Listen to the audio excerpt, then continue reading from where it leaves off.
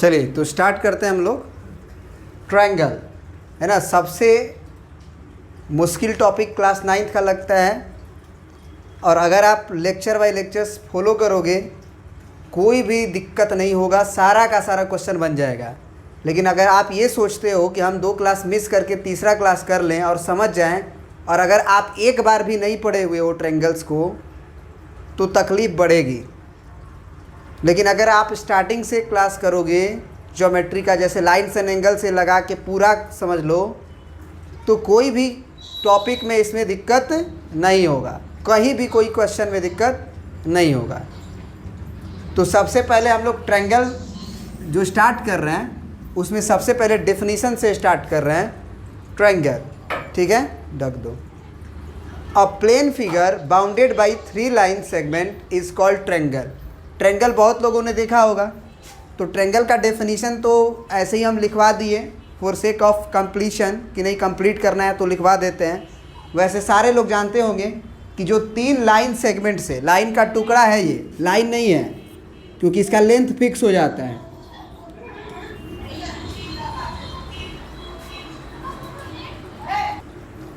चलिए, तो ये लाइन सेगमेंट कहलाते हैं क्योंकि ये वो लाइन का जो है ना लेंथ होता है, और लेंथ अगर कोई चीज़ का फिक्स हो जाता है तो वो लाइन नहीं रहता है, लाइन सेगमेंट हो जाता है।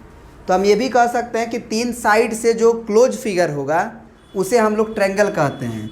ये नहीं कि 3 साइड है हमारे पास ऐसे, 1 साइड 2 साइड 3 साइड, ये ट्रायंगल नहीं होगा। चाहे 3 साइड अगर ऐसे ले लें, ऐसे 1 2 और ये 3, 1 2 3, ये ट्रायंगल नहीं होगा।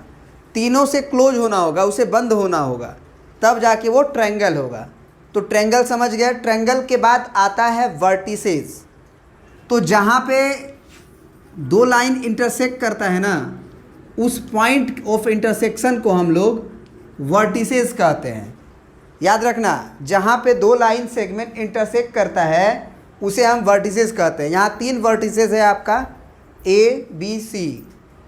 दूसरा चीज़ वर्टिसेस हो गया, फिर 3 साइड भी होते हैं। ट्रायंगल के 3 साइड होते हैं जो आप देख रहे हैं, 1 2 3। फिर आपके 3 एंगल भी होते हैं जो आप देख रहे हैं, इंटरनल एंगल की बात कर रहे हैं, ये 3 एंगल, ठीक है ना। तो ट्रायंगल में ये सारी बातें होती है। अब हम लोग पढ़ेंगे types of triangle on the basis of angle, फिर पढ़ेंगे types of triangle on the basis of side, ठीक है ना। तो ये प्रिंट कर लीजिए पहले आप डेफिनेशंस वगैरह।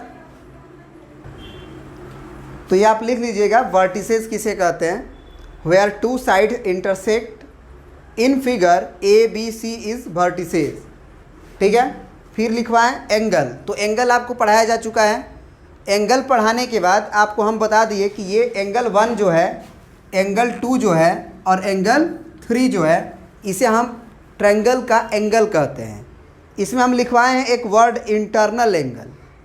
तो इंटरनल एंगल और एक्सटर्नल एंगल 2 एंगल होते हैं ट्रायंगल के। कैसे?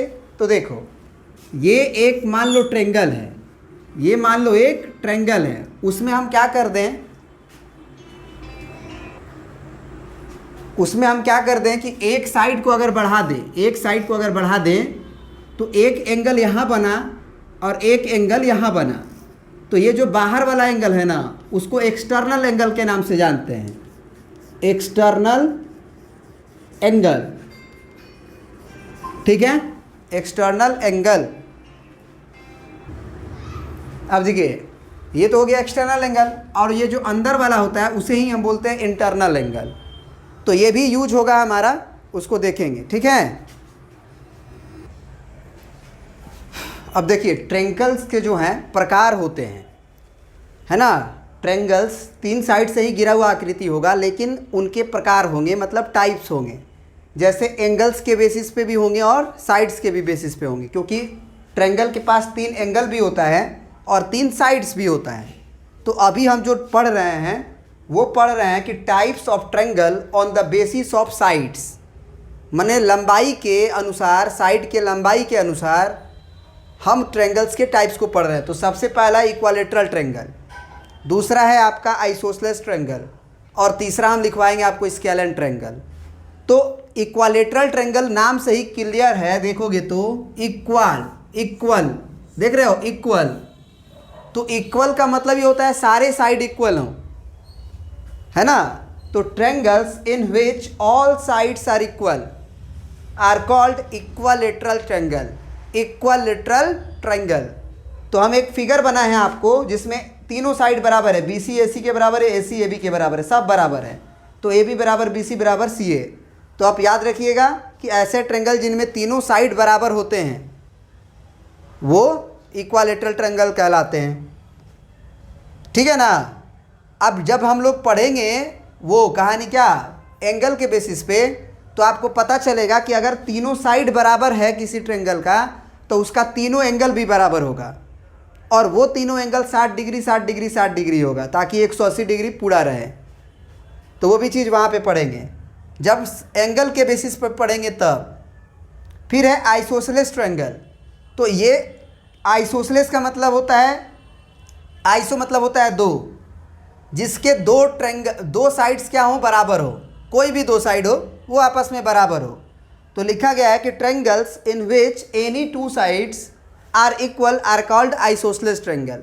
आपके सामने एक फिगर बनाए हैं जिसमें आपको साफ दिखाई दे रहा होगा कि पी क्यू जो है वो पी आर के बराबर है। तो कोई ज़रूरी नहीं है कि वो ऊपर वाला ही लेंथ बराबर हो, कभी कभी ऐसा कुछ होगा कि ये दोनों लेंथ बराबर हो जाएगा, ये वाला लेंथ और ये वाला लेंथ, तो भी आइसोसेलेस ट्रायंगल है। बस ये शर्त यहाँ ये है कि उस समय क्या हुआ था पी क्यू बराबर पी आर, अभी क्या होगा क्यू पी बराबर क्यू आर, क्यू पी बराबर क्यू आर। तो बस दो साइड बराबर हो आपके आइसोसेलेस ट्रायंगल। अब आता है स्केलन ट्रायंगल, उसको भी लिखवा देते हैं, इतना प्रिंट कर लीजिए। तो चलिए साइड के बेसिस पे आपका तीसरा जो ट्रायंगल था वो आपका था स्केलन ट्रायंगल। तो स्केलन ट्रायंगल ऐसा ट्रायंगल को कहते हैं जिनमें कोई भी साइड बराबर नहीं हो, तीनों अनइक्वल हो, कोई भी एक दूसरे से बराबर नहीं होना चाहिए।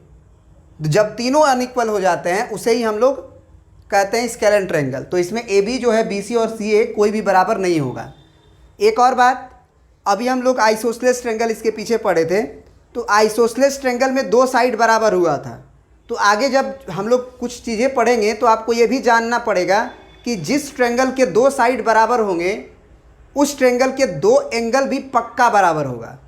ये प्रूफ भी करना है हमें। तो अभी से जान लो कि अगर जिस ट्रायंगल के तीनों एंगल साइड बराबर हो गए उनके तीनों एंगल पक्का बराबर होगा, और अगर ऐसे ट्रायंगल जिनके दो साइड बराबर होंगे उनके दो एंगल भी पक्के बराबर होंगे। कौन कौन से एंगल बराबर होंगे ये सब हम लोग प्रूफ करेंगे, ठीक है ना। तो बस इतना याद रखो। और अगर तीनों एंगल अनइक्वल है, तीनों साइड अगर अनइक्वल है तो तीनों एंगल भी अनइक्वल होगा। हाँ, वो अलग बात है कि तीनों एंगल को जोड़ने से 180 डिग्री होगा, लेकिन अगर तीनों अनइक्वल है साइड तो तीनों एंगल भी अनइक्वल होगा पक्का 100%। ये दिमाग में बात बिठा लीजिएगा। अब चलिए हम लोग पढ़ते हैं on the basis of angle.